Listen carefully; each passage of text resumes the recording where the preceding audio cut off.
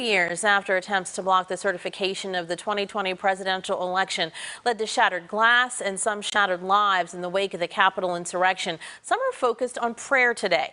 Leaders of more than 12 different religious organizations joined together in D.C. at sunrise to pray for peace, democracy, and healing. Amanda Tyler, president of the Baptist Joint Committee for Religious Liberty, helped organize that prayer vigil and focus it in part against Christian nationalism, something she believes played a role in the Capitol riot. Good morning to you. Oh, good morning. Thanks so much for having me on. Definitely. Christian nationalism, which seeks to merge Christian beliefs and American ideals, has been widely reported as a potential fuel to the fire for the insurrection. How does your coalition define Christian nationalism and regard it?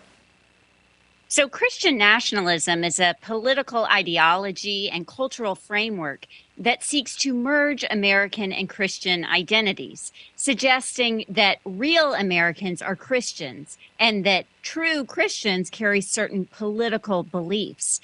It is a gross distortion of Christianity, turning Christianity's central gospel of love into a false idol of power.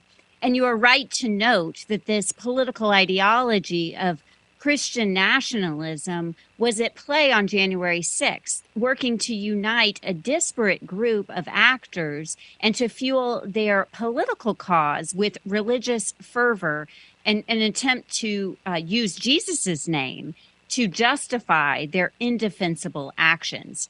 And so this morning, this group of faith leaders gathered at sunrise across the street from the Capitol to bear solemn witness to what happened on January 6th, to remember, but also to draw awareness to Christian nationalism and its role in January 6th.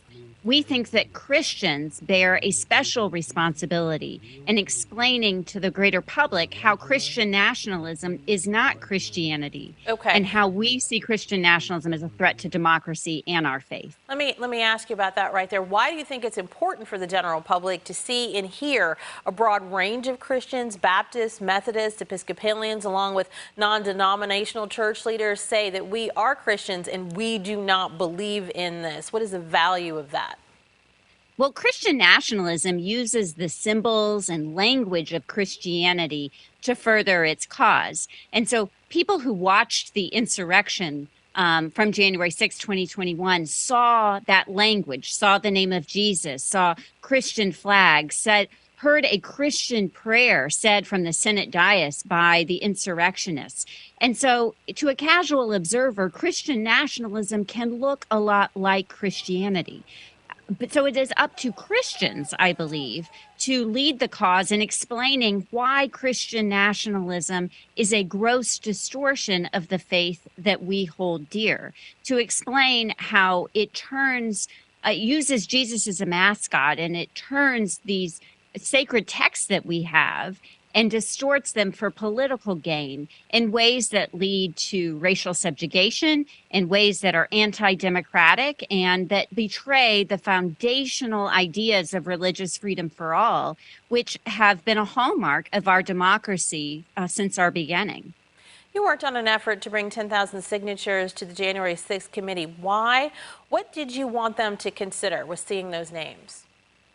Well, we lead an initiative called Christians Against Christian Nationalism, and the January 6th committee invited Christians Against Christian Nationalism to submit an expert statement about the role of Christian nationalism and the way that what it did on January 6th. We also brought to the committee a report that was published by Baptist Joint Committee, the group that I lead, along with the Freedom from Religion Foundation, that lays out the most complete accounting to date of how Christian nationalism influenced the insurrection. Although understanding Christian nationalism alone cannot help explain what happened on January 6th, I do not think we will understand what happened on that day if we don't confront Christian nationalism. So we thought it was important that the committee members have access to all of that information as they prepared their investigation, they underwent their questioning, and eventually released their report. You just mentioned there are many factors that played into what happened that day. If it's not Christian nationalism, I have to ask you, what do you think the biggest lesson is that the country still has not yet learned about the insurrection 2 years out? Well, I think there's so many questions that Congress is still dealing with as far as security and the ways that the Capitol itself was breached. I think as an American people, we need to understand how fragile our democracy is, how it is up to all of us as Americans to defend our democratic ideals, to defend our elections, and the importance of abiding by election results and not lying about election denial and other ways that we are trying to overturn rightful elections. And I think it's important that Americans draw their awareness to what Christian nationalism is, how it betrays religious freedom for all, how it threatens democracy, and for Christians, how it threatens our faith itself. And so I think that the work of the committee is only a beginning. And I think now it is up to the American people to stay alert to the threats that were exposed on January 6th, threats that have not been fully dealt with yet, so that we avoid that happening in future elections.